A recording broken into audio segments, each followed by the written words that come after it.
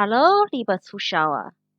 Durch das Video werden Sie innerhalb von 10 Minuten darüber informiert, wie weit die chinesische Schrift von einem Alphabet entfernt ist. Warum benutzen die Chinesen über 3000 Jahre kontinuierlich die Logographie? Warum sollte man die häufigsten Schriftzeichen kennen, auch wenn man nur die Grundkenntnisse für diese Sprache erwerben möchte? Stellen Sie sich unsere schriftlosen menschlichen Vorfahren vor Zehntausenden von Jahren vor. Was konnten sie tun, um Informationen zu notieren? Die Antwort lautet Bilder. Die ältesten Schriften, wie die altägyptischen Hieroglyphen, die Kehrschrift und die chinesische Schrift, wurde ursprünglich aus Bildern entwickelt. Mit der Zeit sind die meisten Arten Schriften ausgestorben. Hingegen hat sich die chinesische Schrift bis heute weiterentwickelt.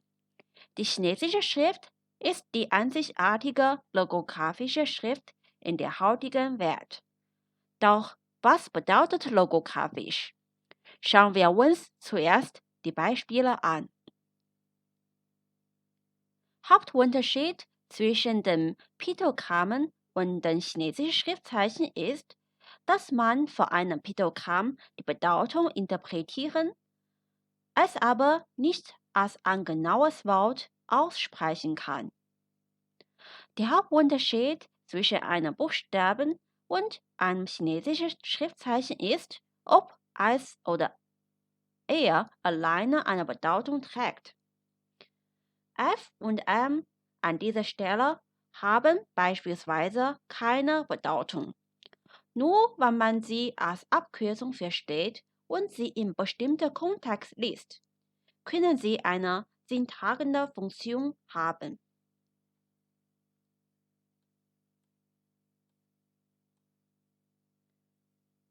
Ein chinesisches Zeichen ist sowohl mit Bedeutung als auch mit Aussprache kombiniert. Das linke Zeichen bedeutet Frau und wird im Hochchinesisch Nü gesprochen. Das rechte Zeichen symbolisiert Mann und wird Nan ausgesprochen. Ähnlich sind manche chinesische Zeichen zu dem Aussehen der Objekte. An dieser Stelle gebe ich an, wie einige Zeichen vor 3000 Jahren aussahen. Sie können durch ihre Form vermuten, was die Symbole bedeuten könnten.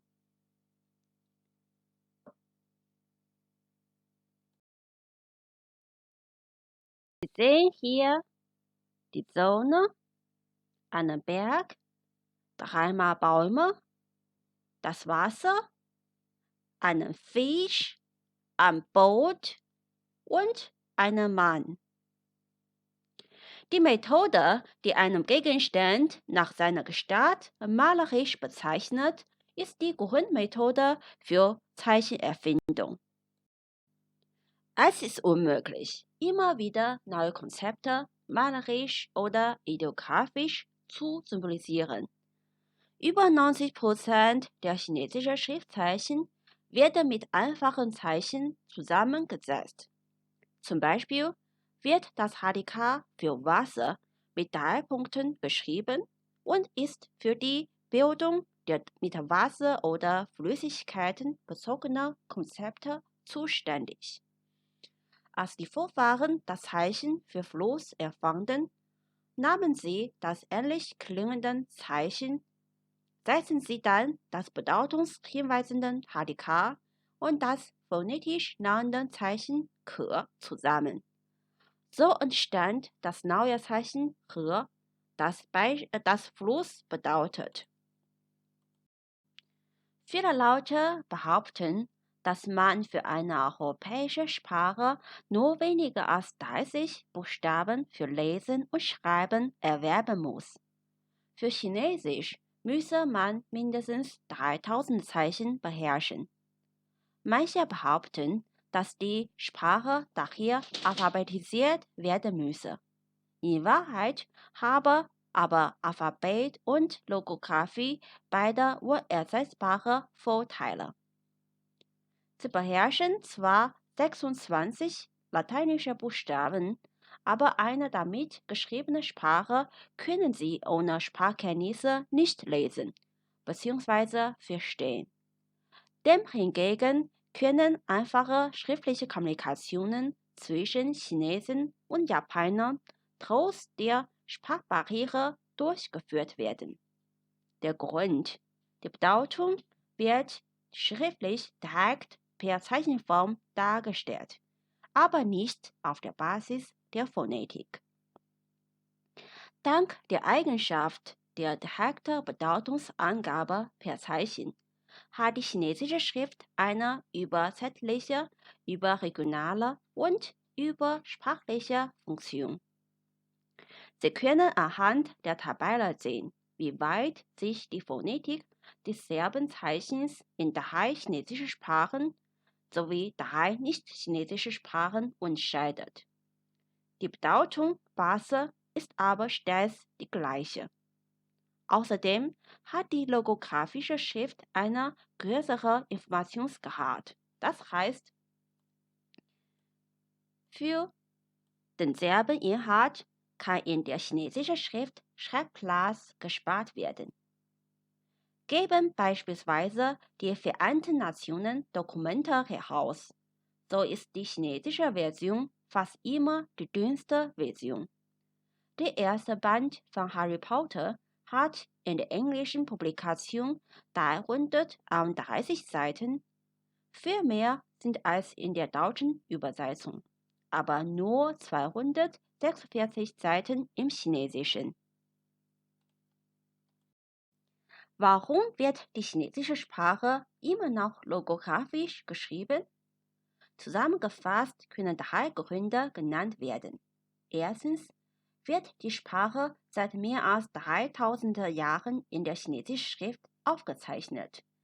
Falls sie alphabetisiert würde, könnte man nicht mehr die historische Literatur lesen, was einen riesigen kulturellen Verlust verursachen würde. Zweitens hat Chinesisch viele Zweigsprachen. Das Kantonesische zum Beispiel ist phonetisch von dem Mandarin so weit entfernt wie Italienisch von Französisch. Die Schrift war und ist das wichtigste Medium für die Kommunikationen in verschiedenen Regionen. Der dritte Punkt betrifft die sprachlichen Eigenschaften selbst. Im Mandarin gibt es zu viele gleich ausgesprochene Wörter.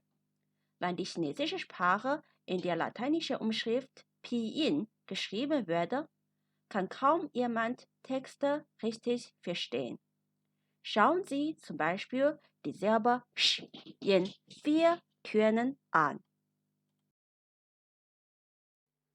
Sch, Sch,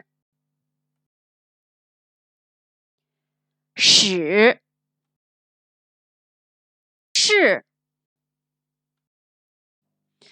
Sie haben bemerkt, auch wenn das Tonzeichen angegeben wird, gilt es immer noch viele Homophone. Wenn man nur im Pinyin die chinesischen Wörter erwerbt, fühlt man sich oft verwirrt und irritiert. Eine Wortschatzerweiterung kann nur sehr problematisch durchgeführt werden.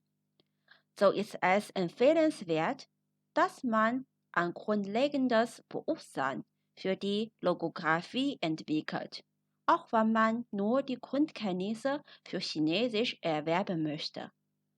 Für einen chinesischen Crashkurs brauchen Sie zwar nicht hunderte Zeichen schreiben zu lernen, aber es sollte bewusst sein, dass das Wort für Lehrer zum Beispiel völlig anders als das für Löwe ist.